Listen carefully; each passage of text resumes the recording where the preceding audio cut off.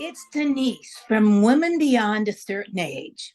This is my friend who's our guest today, Julie Tran Deily. A lot of you probably know her from her blog, The Little Kitchen, and just from being all around. She's just an everything kind of young, smart woman. Now, we met because she's an influencer, and a company that we did a food styling seminar invited her to be a guest.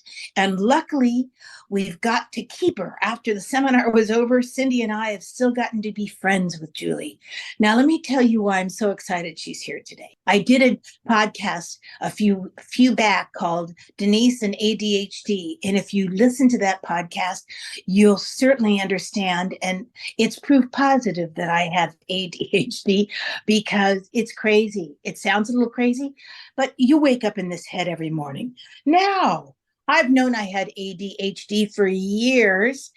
In the olden days, they just called it ADD. And never mind. I found hacks and a career and things that worked for me.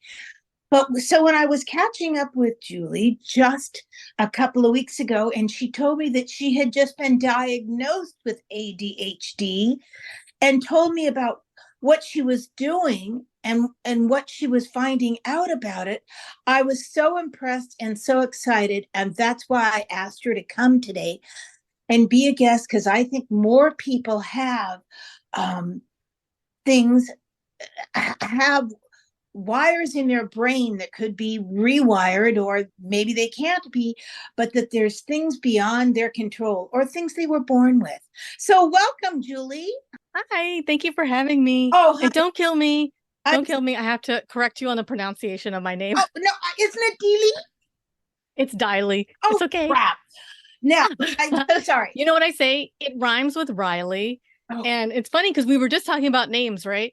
I always joke around and say, I don't care if someone mispronounces it because it's my husband's last name. So whatever. I wasn't born with that name. I don't mind. Now I have to tell you, Julie Tran Deily. And here's why. There you go. But the only thing I have to say, I bet I mispronounced it last time too, Julie, because my brain, Cindie knows, once I mispronounce something, I'll keep mispronouncing it. I apologize. I should have asked no worries before we went on the air, but there's another signal to you about my brain. Now, and I have to tell you, if I make the wrong turn getting to a house, like I go right when I should have gone left, the next time I go there, I'll still go right, knowing it's wrong, but I remember the correction. Okay, so that just goes to show you, which is why sometimes it takes me a really long time to do things. So hello, and I'm so sorry, but welcome. Oh, no worries. Now, when I spoke to you last and you had told me you had just been diagnosed, I know in my last podcast about my own ADHD, I gave some of the absolutely incredible tips that you were giving me about the podcast that you'd watched on YouTube and all that. Before we go into that, I want to know what made you all of a sudden get diagnosed now at your age? Well, it's so funny because I kind of am afraid to share this because I feel like a lot of people have been saying this. Like, I dread this part because some people are like, "Oh, well, ADHD is trending right now," and I'm like, "Really? Well, you think my neurodevelopmental disorder is my neurodivergence is a trend? Well, great, you know."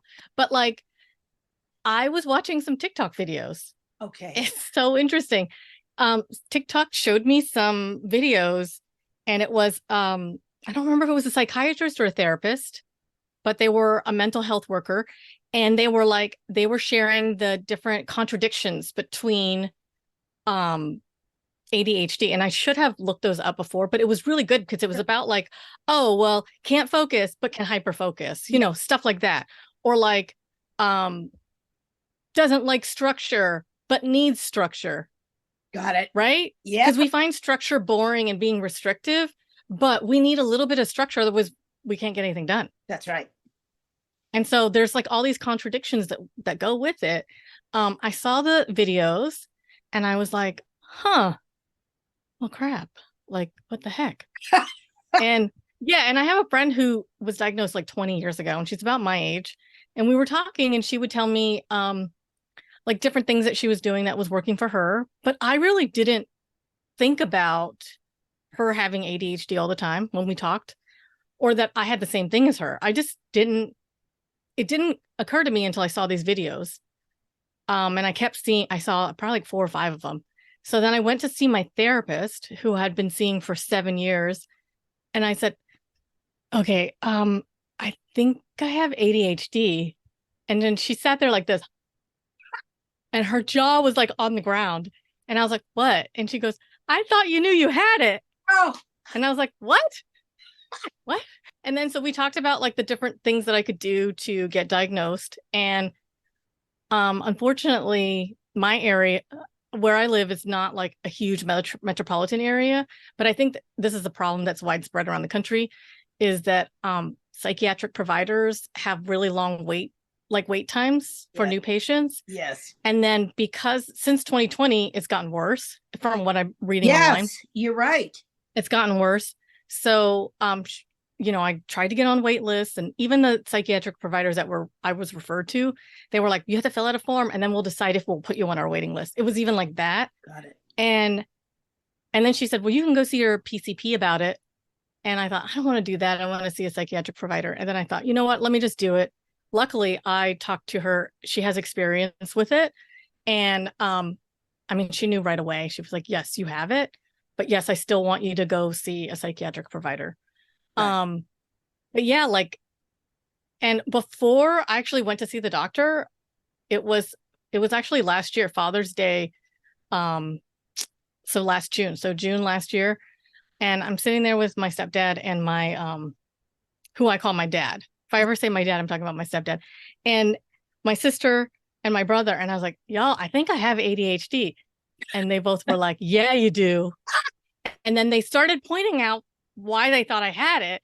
And, it's funny because I've heard of this term, and some people say it's not a real thing. It's not a DSM thing, but it's called rejection sensitivity disorder, okay, where you do really take things personally. Some people are, and I have found, like, I take people would say, why are you so serious? Like, why can't you take a joke? Because I take everything literally. Like, I read text literally. I mean, I can laugh at jokes, but I take everything literally. Like, I actually, when I watch like stand-up comedians, I'm learning stuff about our culture, and I'm going, oh, this is great. They're so smart.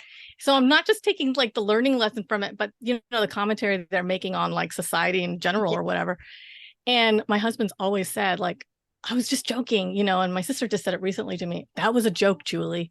I was like, it's like, really, and rejection sensitivity disorder is all about like, not being able to kind of like deal with rejection and like take things personally. Do you feel like you're like that too? No, but I'm saying your brain is processing that differently. Yes, absolutely. You're processing a joke differently. That's why you're taking it in with all sorts of information. And then some. Yes. So you know what I have? I have that, and it has a name, but I just read about it in one of the ADHD groups. It's being contrary. I don't know. I'll come up with it. I shouldn't speak about, but Cindie used to say it about me. Sometimes it's just like, I just say no to say no. Okay. I'm not, oh my goodness. Yeah. I feel attacked right now. I'll tell you I'll let you finish and then I'll share. So also, by the way, ADHD people are master interrupters, right? Yeah. We interrupt. We can't all the time. It's our impulse. We have no impulse control when it comes to that. And I want to talk about that a little bit though, too. Please. I'll let you finish. Sorry. No. So that's how you found out. But I love that your family just said that. Oh, sure. Of course. A similar thing, Julie, the therapist that I've been seeing. See, years ago, 30 years ago, for my first therapist, she said, you have ADD. Don't. And I didn't really listen to her. Then Kenny was the one that pointed it out to me. When we got married at 40, he brought home the Time magazine I told him and just said, see this is you. And of course, that was huge in the beginning in the 90s, because my whole generation, only boys had hyperactivity. You know how boys acted out badly, not girls. And yet, as a child, I was one of the first girls to ever be sent to the principal's office when I was in elementary school, stuff like that. But I was aware of it. So the therapist I've been going to now, at the same thing, I said, well, you know, and we've never talked about this, but I had ADHD. And she's very funny. She just stopped. She said, like, I didn't know. And then I thought, oh, well, all right. We hadn't brought it up. So I thought maybe it was going to be news to you, but it wasn't. So, honey, I've been there. I know exactly how you feel. It's interesting because I even had some friends when I told them, they were like, oh, yeah. And I was like, well, why didn't you tell me? I know. And everybody, I was like, why didn't you tell me? And I have to be honest, I don't think I could have heard it before. Like, you know, I'm 43 now. I love that you call me a young woman. You are. And I'm not usually lost for words, but like at 42 was diagnosed. And I think that I don't think I would have been able to hear it before 42. You know what I mean? Like, sure. I don't know. Maybe I wouldn't have been able to hear it. And I really didn't know what ADHD meant. I really didn't know what all of this meant, that, you know, it has to do with our dopamine and our norepinephrine and all that stuff, until I listened to that podcast from that neurobiologist, neuroscientist. He was amazing. And that podcast episode. Huberman. And yeah. Huberman. And it's interesting because I've always said this, and I feel like this is even more with like people with ADHD, or maybe people who are neurotypical, is that like, we just don't know what we don't know. Yeah. And we just need to be okay with that, right? Like, you just don't know. Yes. Like, I was like, I didn't know. And the other thing was, months after I was diagnosed with ADHD, I was diagnosed with generalized anxiety disorder. And I was like, what? And I really thought I feel very stupid saying this.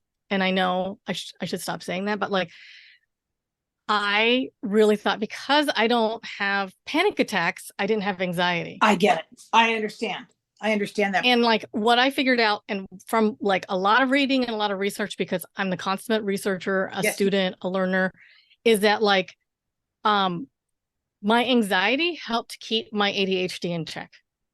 My anxiety of being worried of like being late, or, well, I'm always late still, but like deadlines and all these things. And then once I was really working through therapy, not realizing I was working my anxiety, my ADHD was getting worse and out of control.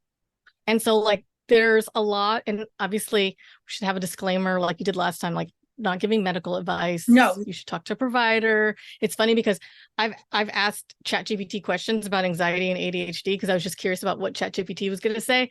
And it at the end always says, if you think that anxiety or ADHD is affecting your life, please seek help from a mental health provider. You know, talk to somebody who has degrees and certifications, and don't listen to us about medical advice. But at the same time, what I've read is that a lot of people who have ADHD, also, like, ADHD is not a mental health disorder, right? It's a brain disorder, is from what I've learned, but it can cause and affect mental health issues. And it can be combined with other mental health issues. Of course. So there's some people who have ADHD and depression, ADHD and PTSD, or CPTSD, or anxiety. And like, it's so interesting. Once I learned that part of it, it like clicked of like, oh, well, honestly, that's probably why a lot of little girls are not diagnosed, because their anxiety like holds it in. And you talked a little bit about this in that episode where you talked about your ADHD, and you said, well, we kind of just like acted like we were okay. Like acted like we were fine. Everyone just kind of thinks that we look normal. Like, you know, that's right. Whatever. I shouldn't use the word normal, but like, I learned that's called masking. Of course. Is that, yeah, we like do that to like, but then once, the hard thing is to figure out who you really are, because, you know, and then if you have some of that people pleasing in you, like, which a lot of women I feel like do, of course, it's really hard. So, you know, it's a journey. It's been a whole journey. I would say. I'll tell you, and one of the things you said, Julie, this is all, see, I think, and this is anxiety, which is, people now use that word. In my generation, people say, oh, she's a worry wart. Well, see, thinking about something a little bit, but having anxiety, real full-blown anxiety, So people say, oh, she just likes to worry. No, chances are she doesn't like to worry. And chances are it's more serious. And it's just, I mean, you worry a little bit about something happens and you worry, but you're not anxious. And you just mentioned it. When you have severe anxiety, yes, it goes into depression or into drug use or into alcohol abuse. I mean, this is the stuff that for me, and this is something when as a younger woman, masking, I had such a high energy level that I couldn't wait to have that glass of wine because it was the only thing that could shut me up, But masking, I do it still to this time. I need to hear things 2 or 3 times before I understand it. Okay. I don't get it. I have to see it in writing. I have to read it. I learn through everything. I learn through reading, from doing, from auditory. But I learned to mask. If people said something to me, I'll just say to them, oh, sure. But I have no idea what they've just said to me. Do you know what I mean? And my husband was the one that said to me, you process things differently, but you pretend that you understood it because you're not going to say you didn't understand it. So that's a big problem with ADHD. Do you know what I mean? That it's the masking of it, that you don't, you're not processing the same thing. So you're not going to get it the same way. Sometimes it's interesting because we do process things, and I don't know how to explain it to someone who doesn't have it like entirely, because I wanted to share some tips, like you said, things that were working for me. Yes. And I'll just share one of them is that I have to read things 2, 3 times. Like sometimes I'll read an email and I'm like, and then I'll read it again and I'll actually see a different word. Yes. Than I saw before. Me too. And it's me just trying to do it too fast. Yeah. Because I wanted to do too fast. You said it in that other episode, and we keep referencing it. It's definitely real. I definitely listen to it, because when you said the death of you will be to have to do something over again. Yeah. And I was like, do you know, like, how many times, like, the reason why I get really annoyed if we get lost, especially if we're on foot, if we're walking around and I'm like, if I have to retrace my steps, well, first of all, I live in the Florida heat, but like, I just like can't deal with that. I know. And like someone's probably listening to this going, oh my gosh, she sounds like a 3-year-old, like, and I don't want to offend 3-year-olds, but like, like sounds like a child who can't deal with it. And it's like, no, we don't want to do the work. Like, we want to do it right. We want to do it good. And we don't want to have to do the work over again. And you're trying to do things I'm trying to do things as fast as possible, but I'm missing things because I'm trying to do it too fast. I have to read text messages a couple of times. I'll start rapid fire responding to friends and then realize I'll go back to their initial text and I go, I totally I read that wrong. I do it all the time. I read it wrong. I read a text or a memo and I'll start to say, how dare they say that to me in my mind? Yes. What a dick to talk to me like that. Now, I have learned, and this is impulse control, which I know you're going to talk a little bit more about, but ADHD has impulse controls. That's why we interrupt each other. That's why we blurt out in class. That's why we didn't raise our hand. That's why, a lot of behavior that we exhibit. But honey, the next morning, when I'm not tired, it's not the end of the day, just meaning sometimes tired, I read it and I think, oh, I'm so glad I didn't respond to that, because that's not at all what they were saying. So talk about having to read something 2 or 3 times. I posted a little meme on the Woman Beyond, because when I read that word, it cracks me up, because I think it's me on the Woman Beyond a Certain Age page, and it said the ADHD brain, very, very fast, like a car, going very, very fast, steering not very good, and brakes almost impossible. So that's how I feel about, and people always think, oh, you're so quick, you're so this. Well, some of that's good and some of that's problematic. That's all. Yeah. Some of it can be very problematic. Yes, it can be frustrating. And I'm sure it's frustrating. Now looking back, I'm sure it was frustrating for some of my coworkers, because like you said, the blurting out, the interrupting. And like when I was really like exploring that and thinking about that, because that was one of the observations my sister had, was because you interrupt all the time. And I was like, well, it's not because I'm trying to be rude. It's because I have something to say. Yeah. And to be honest, if you don't hear a peep out of me, I'm not paying attention. So Good that's the key, Cindie. Yeah. Like if Denise doesn't say anything, she's not interrupting you. She didn't hear anything you just said. She's not going to remember it. Because there's been several times lately where you're laughing, Denise. My husband is like, I told you that already. Because I was like, oh my gosh, this is a great deal. Look at this. I sent him a picture. I sent like, there's this banner at the gas station and I sent him a picture. He goes, I told you about that 2 weeks ago. Can he do that to you? And I'm like, I really don't remember him saying that because I was probably on my phone doing something. Yeah. And I was like, you know what? I have to, because the thing for me is I can hyper focus. I can laser focus on something that I'm really interested in. And then the world just kind of like I can block the whole world away if I'm doing that. So, and then talking about processing things really fast, but then missing some things, right? Yes. Like I would have these ideas when I worked in like the corporate world and I was a software engineer and be like, oh, this is a great idea. And I'm going to share it. Not because I wanted to be like the best and like, oh, look at me, I have this idea. I just wanted to make it better and I wanted to share it. And I didn't have I wasn't shy about sharing ideas or criticisms or like, wait, we need to think about this. That's right. Whereas, and then you end up stepping on people's toes and you have to know about office politics. And, you know, like there's just, because we're so creative, we're creative thinkers. I really do feel like that's one of my strengths is being able to think about strategy and thinking out of the box. So even though this has been frustrating at times and at the beginning, like I wish I knew this when I was 12 years old, I feel like a lot of things would have been a lot easier, but I've just tried to figure out ways around things, like you said, hacks, and just try to figure out like how to use certain things to my advantage. I don't want to be like full of toxic positivity because it's not easy. It's frustrating. Yes. And then dealing with like mental health providers and stuff like that and talking about like medications and like certain medications are like, you know, that the DEA like pays attention to. There's all these different things that like you have to navigate. And like even just getting like healthcare and mental health care, just picking up the phone is hard for someone with ADHD. So yeah, I just wrote a letter actually to a company, to their CEO, because I needed to complain about the service I was getting.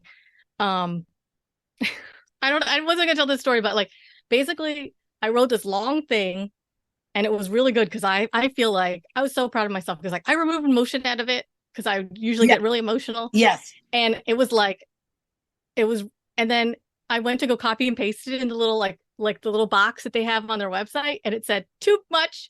And I was like, oh, I am not rewriting this.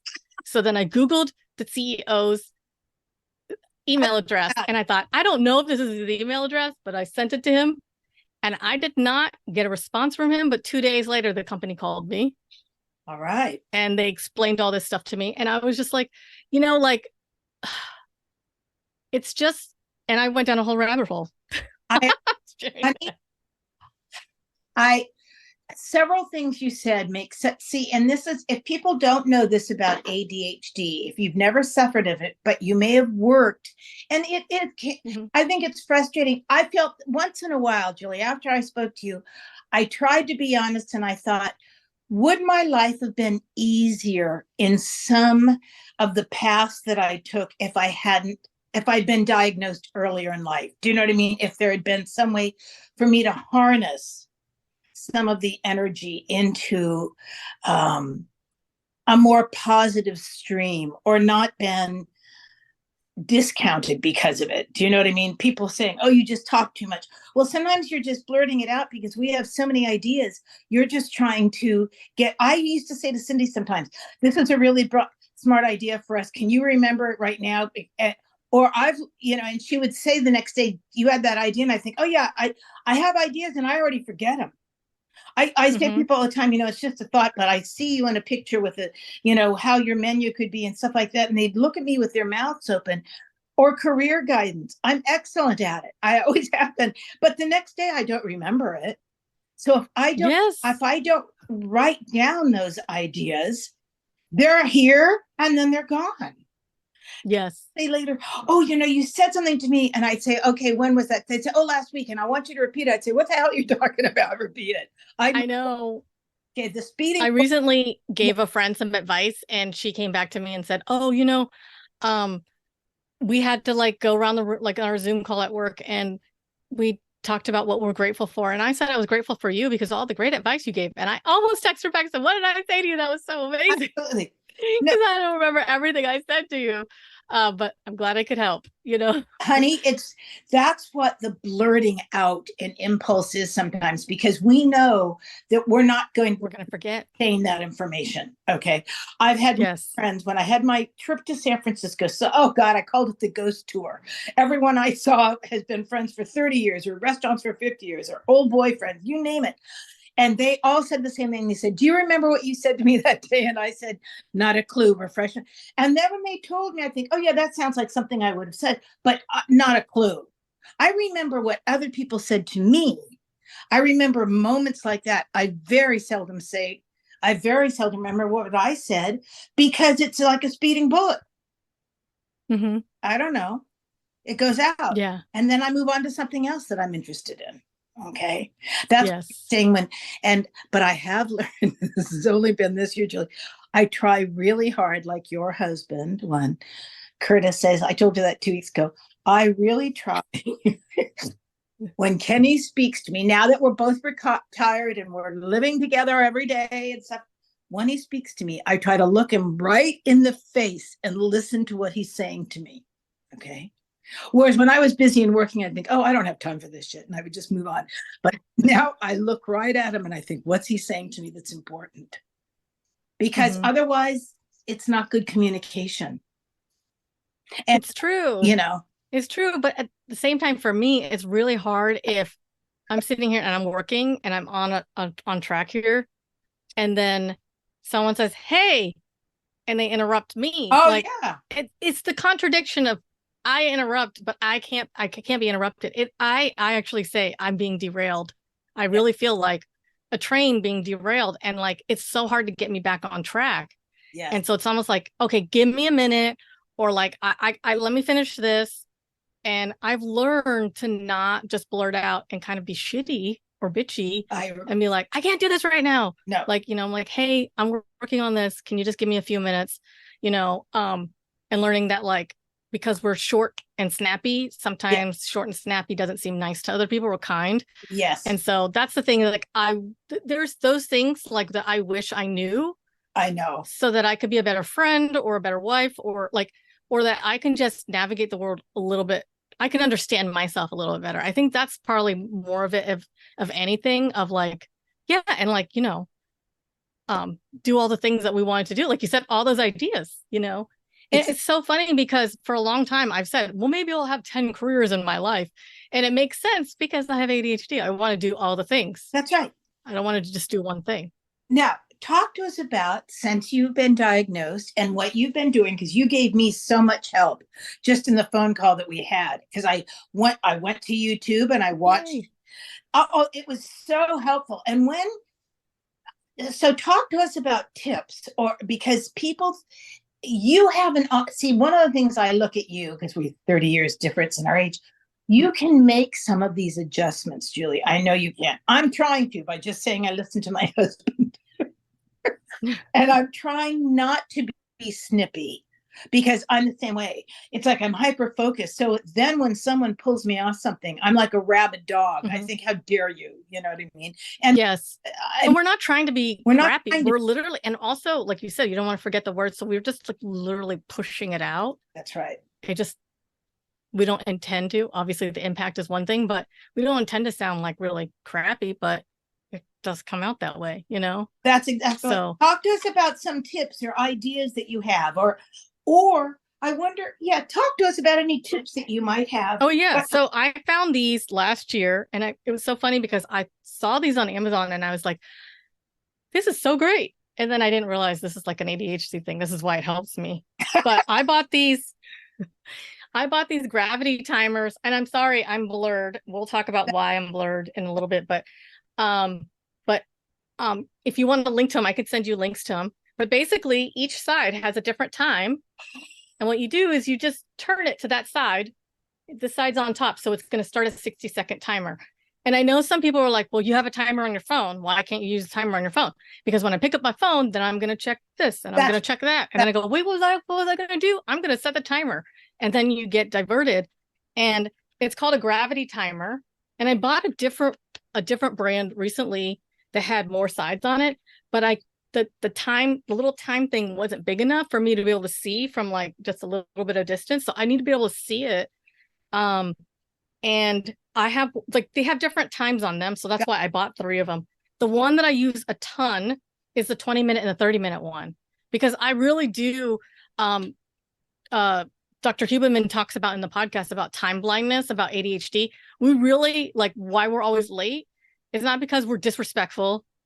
I mean, we are, some people have called me disrespectful when I spoke out against something crappy that they said or did. Yes. But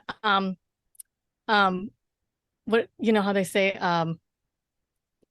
women who behave don't make history or something like that, like misbehaving women make history or whatever. So I guess disrespectful women get things done. Anyways, I'm being sarcastic. I was recently, like months ago, I was on a trip with some friends. We were in another country, and I was trying to figure out my friends' like TV and remote, and I was like, well, I'm going to figure this out. And then my friend's mom looked at me and she goes, you've been at that for 90 minutes now. And I was like, what? I know. I had no idea, because I was determined to get it done, but I lost all track of time. And I started even setting a timer when I get in the shower. Smart. And I do it on my phone, and I'll open the shower curtain and I'll look at the time and go, oh, okay, it's only been 7 minutes. Otherwise I'll just be in there and I won't even, I always thought I took like 20-minute showers, but I actually take less time than that. Anyways, the timers really help. So if I know, and especially if a meeting is about to start, and if I don't have the right thing, is if I move this and it's not here because I'm using it in another room, then I don't know where it is.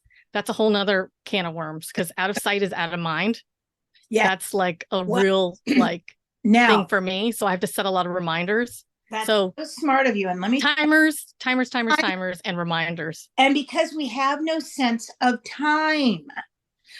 Now, you would help after we talked last time. I started, and this has been an issue with me. See, I always wore a watch. I had tons of watches, beautiful, expensive watches, cheap Timex watches, you name it. I've always had. Well, when all of a sudden I started getting iPhones, I stopped wearing a watch because the clock is right there on the phone. But but that's how I get lost on my phone. So I'm not looking at the time when I have my phone. So I went back and I've been starting to wear my watch again. And you know what, Julie, when I'm walking, exactly the same, not showering, but eating, preparing dinner, I glance at my watch, and now I have a much better sense of time, of how much time I'm spending on things. Otherwise, I can get lost for hours. I'll say to Kenny, oh, I'm going to just go out to the garage to work on something for an hour. And he comes back out there. And now I'm sitting down, and it's like the old cartoon. I'm surrounded by all the screws that I went to clean out the drawer, and I found all these screws, and now I'm going to put all the screws in a drawer. But now I'm too tired to put all the screws in the drawer. And by the way, I don't have a drawer. And now I don't know what to do with. Let me go online and look for a new drawer and buy it. Yeah. And I bought something else, and then I bought a new screwdriver. And all the bins to organize it. Thank you. Then, it doesn't fit. Yeah, everything. Everything falls apart. Do you know what I mean? It's like, I don't know how else to say. It's like, it's just shit rolls downhill. And then I come in the room and just sweep up all those screws into like underneath the rug and think, oh, I'll deal with that later. So it's time that you brought up. Time is huge. Yes.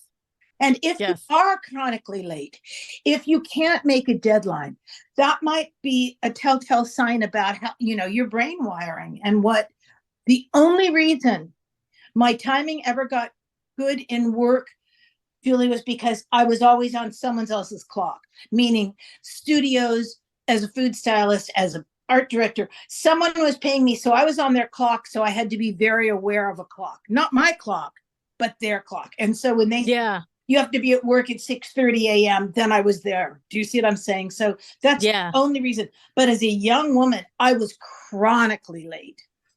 And like if you were doing events, right? Like the event's going to start this time and you know that it's going to take this much time to prep, right? For me, it was, as a software engineer, it was like, oh yeah, we got to be here at this time. And it was like, yeah, okay, I'll show up.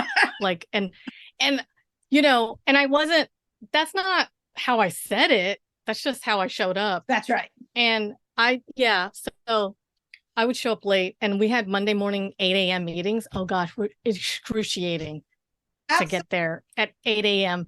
And I was always late. And, you know, my boss kind of got used to it. And hopefully he never listens to this. But yeah, I would come in late and then I would stay late, though. That was the thing. See, this is yes. And also, I was always when I had other jobs, I was so good at it that lots of times the manager didn't bitch at me for when I was late in the morning, exactly what you just said, because I made up for it at other times. Yes. But I also remember once a counselor at college said to me, I don't know why you sign up for those 8 a.m. classes. You never go.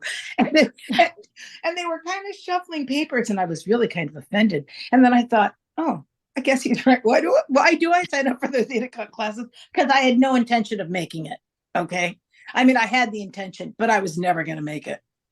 Because I would get up and then I had to curl my hair, or I had to go and get a different coffee, or I had to, you know, what about when someone says, you have an extra 30 minutes, because if you're like early or on time and they say, we have an extra 30 minutes, well, guess what? That 30 minutes turns into another hour, and then I'm actually late. I understand. Yeah. I had extra time and now I'm late. Yeah. Oh no, I get that one. I get that one. What else? Timers are a great tip. What else? So one of the things I learned from the Huberman podcast was about piles of papers, how people with ADHD have piles of papers. That's their system of organizing, and it doesn't work. And I will add to it, it's frustrating. It adds to anxiety. And I saw it in my house, like growing up. And I was like, I always shake my head at the piles of papers. And guess what I have is piles of papers. So I've been working through that, like even before this diagnosis, because I was like, I'm trying to go not completely paperless, but like move towards more digital, like scanning things in, and like, if I don't need to keep it, like, you know, I don't need a physical copy of it, like my birth certificate or my passport, then I should scan it in and save it somewhere, organize it in some way, and not just keep it around. And that is why my office is blurred, because it is a mess right now. It still is. Still working through it, because again, there's like a lot to do with the ADHD where things just get overwhelming, and then you just want to just go lay down and not do any of it. So I just sit here and do my work if I just can't focus on the mess. But so one of the things I try to do is, one thing that I'm really proud of the last few months is when the mail comes into the house, I process it immediately. Good. So I open it up, and because I've had, and I don't know if other people have had this experience, and maybe some people will laugh at me, but like I've had instances where like we had like just stacks of mail, and then I would open things and I'm like, this is from a year ago. I got this a year ago and I never opened it. You know, I've had checks like that before. I know. Where like they sent me a new check, but it was in that pile. And so I don't want my kitchen counter, and right now is a little cluttery, but the mail still comes in, and it's a rule for me now, like not a rule because I don't like rules, but I see it as like it is like a dopamine rush for me to like process it, throw it away, shred it, or put the bills where they need to go. And then just be like, hey, I got the bills are out of the way. And then I like to still write notes by hand in a notebook and stuff. But what I'm trying to do, it's still a work in progress, is to like put it into my notes app and process it if I want to do something with it, and then get rid of the paper. Good. So processing some things immediately so that I don't have piles of paper. And that's easier said than done. The other thing that kind of goes with this is I read a book. Well, I'm not done with the book yet. I started listening to the audio version because, like you said, I need like a couple of versions. So I've kind of stopped buying physical books because I really like highlighting in my Kindle. But a lot of times I really like listening to the book too. So now I've been doing like audio and Kindle version because I kind of want to see the text and hear and then I want to be able to change the font and the size and the spacing so that I can like process it better. Because something you said in your podcast last time, or like when you were talking about ADHD, and that's something that I've noticed, apps and like my office, like all these things, if something's too cluttery, I can't see anything. Oh, and it causes me anxiety and stress. Sweetheart. And even it's like spacing between lines, even like, you know, signed books. Okay. And we've all seen them. Mm-hmm. I've gotten cookbooks, or I've gotten just the press release from a cookbook, because people that want, it's people that want to be on the podcast. And instead of a clear, concise, clean press release, send me one page, give me 5 bullet points, we're happening. I get these oh my God.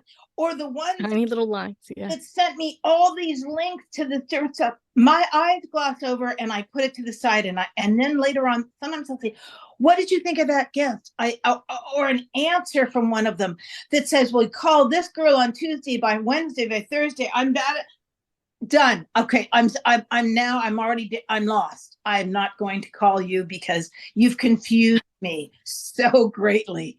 And I'll say to people, and a friend just said this morning, you never had my author on and the book is really great. I said, I asked her for 2 different dates. The email came back in a paragraph of who I had to call next for this, for that date, for this. I said, I gave up. I just gave up. When you're confused by text or what you're a wall of text, all of it, you know, a wall of text, forget it. You're not going to read it. Okay. That's all. Just avoid it. It's it's like confusion on confusion. Yes. Yes. When Cindie and I, I was going to say the name of the book. I didn't even tell you the book, did I? The name of the book. Oh my God.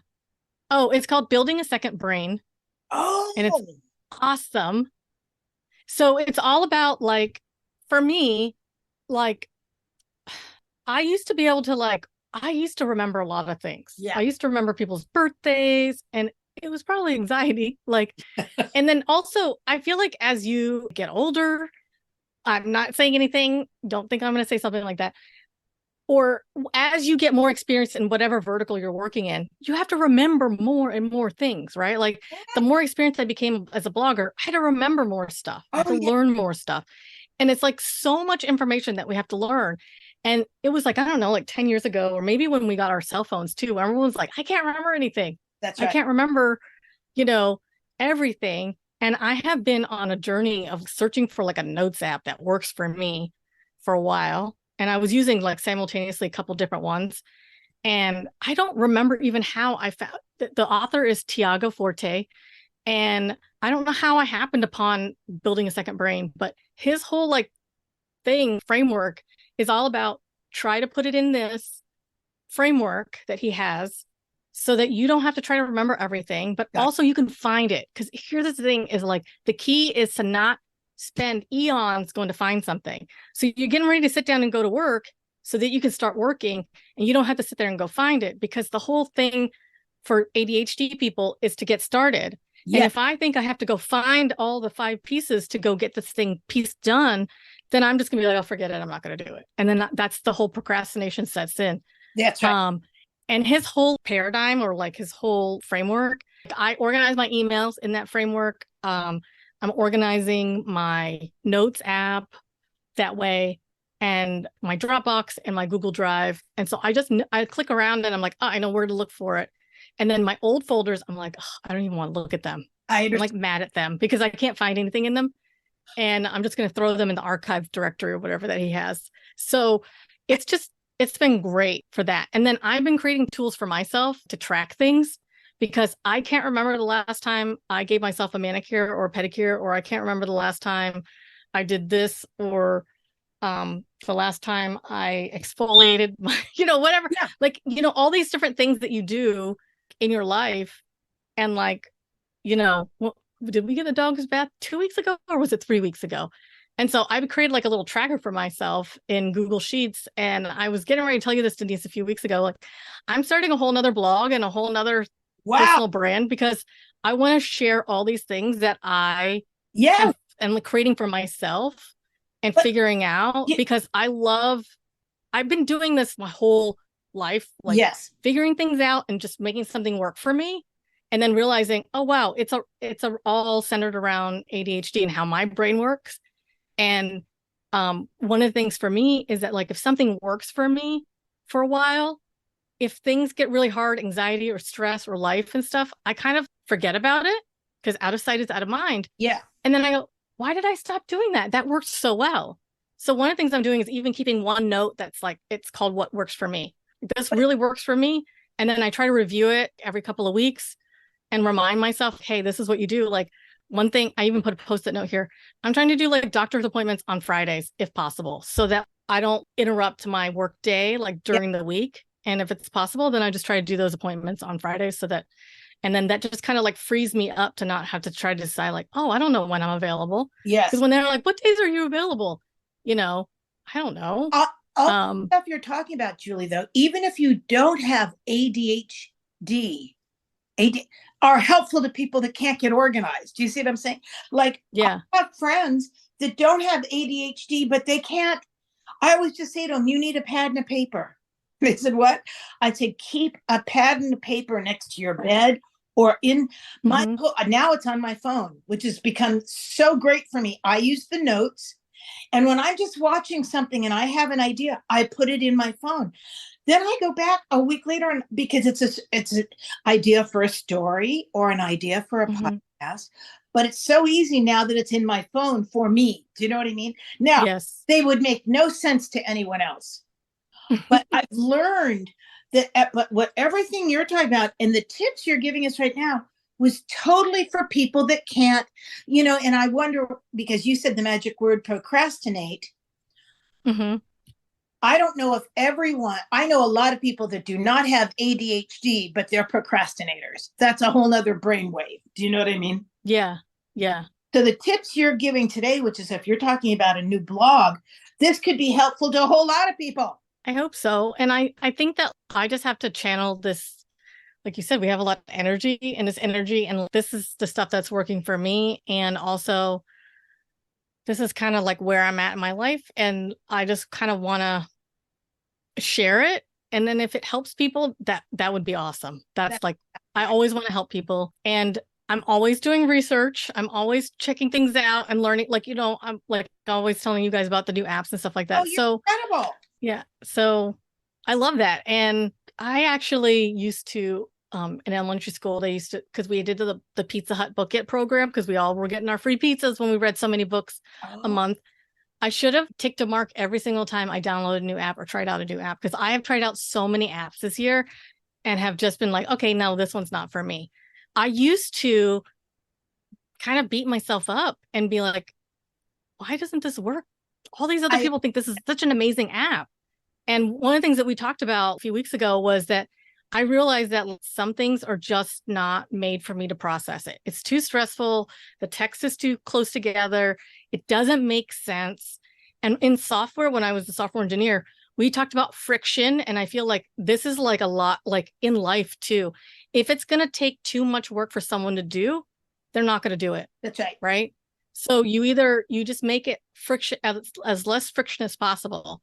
So if they've got to go do something like a menu item or whatever, you don't want to nest it down. If they do it all the time, you don't want to nest it down in like 5 menus deep or whatever. Yeah. And so it's kind of the same kind of thing. Like, I know I'm talking about apps, but in life too, you want to make things as easy as possible for yourself. So there's all these things where I figured out like, oh crap, this is why I did this. This is why for many years, because we've hung out together, that at 9 p.m., my phone goes off to remind me to take my medicine. Everybody that's hung out with me or traveled with me is like, Julie, have you taken your medicine yet? Because I'm snoozing it till like 10 o'clock, 11 o'clock at night. Because if I hit stop and if I'm not near my medicine or I don't have it with me, if I hit stop when I get home, I'm not taking it because I completely forgot. I understand. We'll forget it, even though I've taken it for years. I know, honey. No, consistency. This is another thing, one of the last things we can talk about. What you're trying to do is harness all the energy. and all the thoughts. I get it. I mean, I've been there. All the pieces of paper, all of it. You're just trying to find a way to harness it all. Okay. Only now in the past few years, I would say, people say something like, you know what you should do? I go, no, that's never going to happen. Or when Cindie would say to me, let's try this, I'd say, that's never going to work for me. I've learned what I can discard. Do you know what I mean? Yes. There are things that are never going to stick. I'm never going to do that. We're going to have to discard. But one of the things, consistency with someone with an ADHD is very, very difficult. Yes. And we're talking about anxiety, procrastination, consistency. These are adult problems. And so I know there's people out there that don't think that they may just think it's a bad habit. Do you know what I mean? And sometimes that's what it is. But there's a whole lot to our brain wiring that I don't think we question. Nor do we, and the other reason is in our society and the way our school system's set up and the way we grade each other and all that, people are just supposed to do it one way and get to the end of the path, and that's it. Do you know what I mean? We're not set up as a society to say, oh, this child is different. We're just not. So it makes it hard. But I know a lot of people, not a lot, but I know some of the people that are listening to this right now may not be aware, but that's why when you hear someone say, oh, I could never be a baker, and yet they love to cook. Well, being a baker is different, but a baker means that you have patience and consistency, and you're willing to wait for results. Do you see what I'm saying? And that's not, and that's not something that people are proud of. So it's a very interesting thing. I just see people all the time, and I think they should question why that's been so difficult for them, because maybe there's an answer to it. Yeah, and it might not be that that you're neurotypical or whatever. It could be that you have anxiety and you don't have anything else, or you have PTSD or CPTSD, which I just recently learned about. And it's interesting that you said consistency, because I've been blogging for, it's going to be almost 14 years. Oh my God. This year, which I can't believe. And it's probably because my husband was like, I don't think you're going to do this for that long. When someone discounts me and being a rebel, when someone says, I don't think you could do this, not in a crappy way, but in the, are you sure you're going to keep up with that kind of thing? And people would ask me, well, how many times a week do you publish a blog article or an article? And I would say, I'm inconsistent blogger. So I'm consistent at being inconsistent. I get it. And it's so funny that you said that, because there's all these hallmarks of things that boom, they just kind of the little road hazard signs when you're driving down a road, and you're just kind of I just missed all those flags. I missed all the red flags all the way down into the little hole in the road, kind of thing. I mean, even talking about worrying about stuff. My mom, as a little girl, would tell me, you need to worry about yourself. Just worry about yourself. Why are you worried about everybody else? Well, come to find out, I feel like I'm hypersensitive, a highly sensitive person, but I also have ADHD, but I also have a lot of empathy for other people. So I think it's important just to know ourselves. And even if you don't have ADHD, and of course, every ADHD person is different. No two people are alike, because both of us watch TV shows differently. So I just know life is hard and it's not always easy, but if we can figure some things out that work for us, then why not? Let's just try it. And then we can help other people with it too. Now, when you launch your new website, you'll have to come back and talk about it, because it could be very, very helpful to people, honey. I'm telling you, just the little bit that you and I have talked about it, it's helped me so much with my ADHD. Do you know what I mean? It's helped me. So Julie Tran Deily is going to come back and talk to us when she launches her new it'll be a website or a blog, darling, or will it be both, talking about helpful things for us? That's what I'm going to call it, helpful things, because honey, you're a researcher extraordinaire, and it is very helpful to people. Now, see, I don't have that I'll go down the rabbit hole a little bit, but I don't have that kind of brain to research for a long period of time. I don't. It just comes in and goes out. Now, Whoever wants to reach out to us, all of Julie's information will be when Cindie broadcasts this podcast.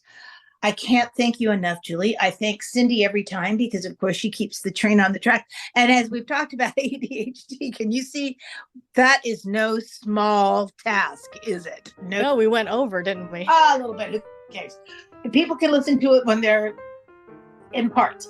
So if you have any questions, it's womenbeyond@icloud.com.